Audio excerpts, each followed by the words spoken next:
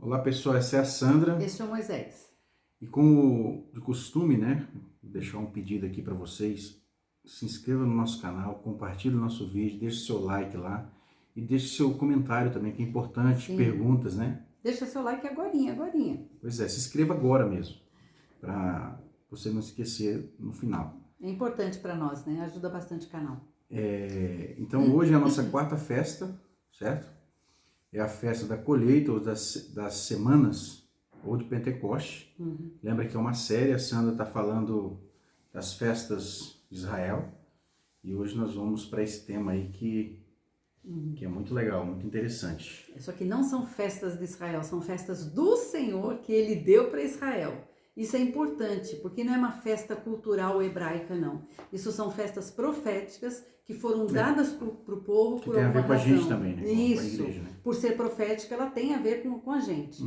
Então, em hebraico, essa festa chama Shavuot.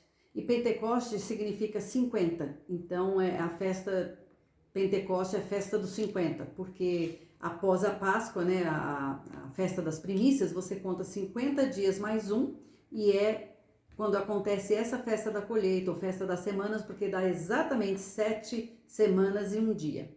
Então, 3 festas se passaram no mês de Nissan. Nós vimos a Páscoa, a festa dos pães sem fermento e das primícias, né, da cevada quando está madura, que leva para o sacerdote sacudir.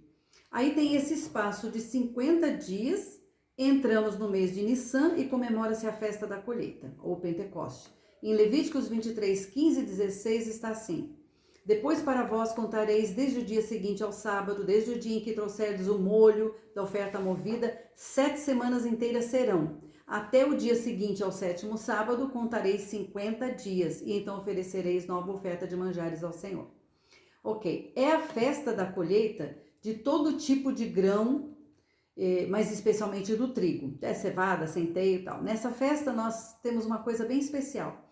Eles levam 2 pães fermentados, pães com fermento, o que é bem estranho, porque nada pode levar com fermento, mas nessa festa se leva 2 pães.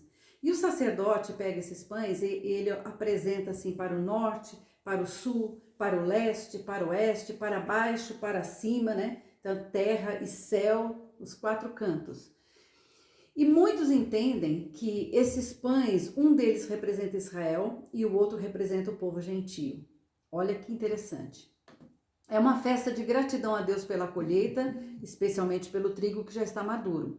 Então, dizem que é para reforçar a memória da libertação, né, da escravidão do Egito, mas muitos acreditam que quando o povo saiu do Egito com Moisés, logo depois da Páscoa, que mataram o cordeirinho e pintaram as portas, vocês lembram? Eles ficaram 50 dias pelo deserto e quando deu 50 dias, eles estavam exatamente aos pés do Monte Sinai. E então, ali Moisés recebeu a lei, foi quando ele recebeu a lei.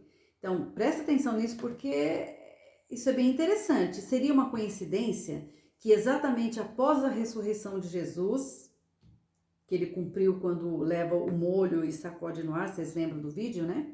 50 dias após, os discípulos estavam juntos, reunidos, para celebrar a festa do Pentecoste, e nesse mesmo dia houve o derramar do Espírito Santo. Eu não creio em coincidência, eu não sei vocês, né, Moisés? Então, com certeza. O povo que estava reunido em Jerusalém para celebrar essa festa, eles tinham na mente deles o quê? O que aconteceu no Monte Sinai, os trovões, os relâmpagos, né, que desciam sobre o monte, e Moisés que vinha com a lei que ele recebeu. De repente, eles estão lá em Jerusalém naquela festa e eles ouvem um barulho estrondoso, né? E eles veem fogo, né, na cabeça das pessoas lá. Será que eles na hora fizeram alguma conexão? Porque eles viram aquelas pessoas falando as maravilhas de Deus na língua deles, de cada povo que estava ali. Depois eu vou ler a referência. Então, eu acho que eles imediatamente fizeram a conexão com o Shekinah de Deus descendo sobre eles. E foi muito emocionante. E é interessante que a confirmação disso, né, é que depois da pregação de Pedro, mais de 3.000 almas se converteram ao Senhor. Não só se converteram, como se batizaram, provavelmente lá naqueles poços lá de Betsaida, né, por ali, eles ali mesmo, né? Porque o Jordão estava longe, então eles foram ali mesmo e se batizaram e receberam o selo do Espírito Santo, né? No mesmo dia, na mesma hora, estabelecendo assim o tempo da graça, o tempo da igreja de Jesus, né? Todos os estudiosos são unânimes em dizer que ali nasceu então a igreja. Então, o evento no deserto foi para a lei e este outro para a graça. Gente, no mesmo dia, na mesma festa, interessante. Aí Jesus cumpre, então, essa festa, porque nós vemos lá em Atos 2:1-12 que diz: e cumprindo-se o dia de Pentecostes, 50 dias, 7 semanas e um dia, estavam todos reunidos no mesmo lugar. E de repente veio do céu um som, como de um vento veemente, impetuoso, e encheu toda a casa em que estavam assentados. E foram vistas por eles línguas repartidas como de fogo, as quais pousaram sobre cada um deles, e todos foram cheios do Espírito Santo e começaram a falar noutras línguas conforme o Espírito lhes concedia que falasse. E em Jerusalém, assim como lá no Monte Sinai, né, tinha o povo reunido no pé do monte, aqui em Jerusalém estava a multidão reunida para a festa, e quando eles ouviram, né, todo aquele som, todo aquele barulho, eles chamou a atenção deles. Veja só, e em Jerusalém estavam habitando judeus, homens religiosos de todas as nações que estão debaixo do céu. E quando aquele som ocorreu, ajuntou-se uma multidão, igualzinho lá no monte, e estava confusa, porque cada um ouvia falar em sua própria língua, e pasmavam e se maravilhavam, dizendo uns aos outros: pois que não são galileus esses homens que estão falando? Como, pois, ouvimos cada um deles falar na nossa própria língua que somos nascidos? Partos e medos, elamitas, e os que habitam na Mesopotâmia, Judéia, Capadócia, Ponto, Ásia, Frígia, Panfilha, Egito, partes da Líbia, junto a Cirene, forasteiros dos romanos, tanto judeus como prosélitos, cretenses e árabes. Gente, era representante do mundo que existia naquele tempo, tá? Incrível, né? Todos nós temos ouvidos em nossas próprias línguas falar das grandezas de Deus. Moisés desce e fala para o povo a lei de Deus, e aqui eles ouvem os discípulos falando em línguas das grandezas de Deus. E todos se maravilhavam, estavam suspensos, dizendo uns aos outros: o que quer dizer isso? E outros zombavam, dizendo: eles estão cheios de cachaça, de mosto. Mas a gente sabe que Pedro se levantou e disse que não estavam bêbados, porque era no meio do dia, e começou a trazer o Velho Testamento e dizer: está se cumprindo Joel, o livro do Velho Testamento. E naquele dia houve a conversão de mais de 3.000 pessoas, uma grande colheita de todo tipo de grão. E é interessante que Jesus sempre usou termos sobre colheita, plantação, cega, para falar da colheita espiritual. E naquele dia não foi outra colheita que houve. 3.000 almas, foi uma colheita espiritual. Então, em Lucas 10:1-2 diz: grande é em verdade a seara, mas os obreiros são poucos. Rogai ao Senhor da seara que envie obreiros para a sua seara. João 4:35-36: vocês não dizem daqui a 4 meses haverá colheita? Eu digo para vocês, abram os olhos e vejam os campos, eles estão maduros para a colheita. Vocês estão entendendo? Jesus trazendo sempre para a coisa espiritual.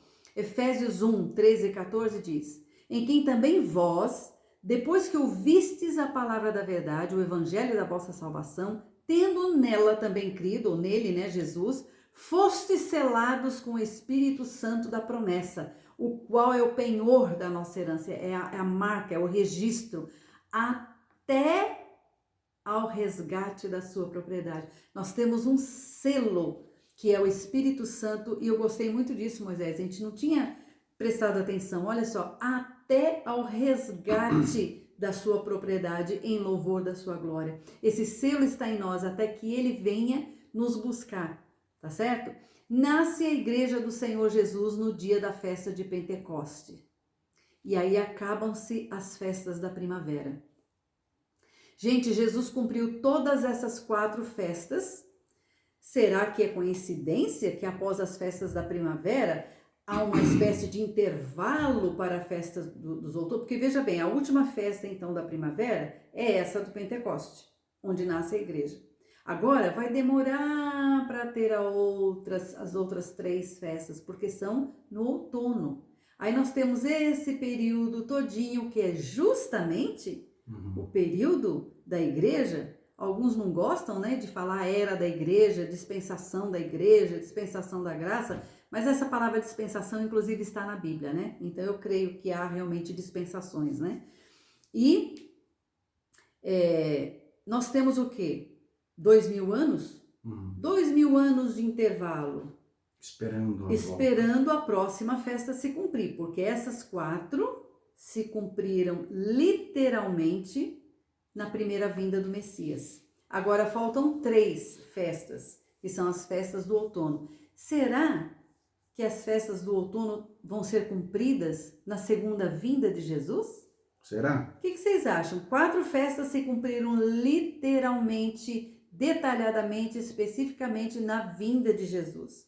As outras 3 que ainda faltam, será que vão acontecer na segunda vinda do Senhor? Pode responder?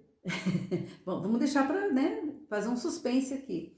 Então é interessante porque o período entre as festas da primavera e do outono é um período longo, né? Assim como o período da igreja está sendo um período longo também. Mais de 2000 anos. Né? Então as 4 festas apontaram para a primeira vinda do Messias e a pergunta é, as próximas 3 apontam para a segunda vinda do Messias? Isso nós vamos ver no nosso próximo vídeo. Eu espero que você esteja lá assistindo, compartilhando com a gente. Deus abençoe. Até o nosso próximo vídeo.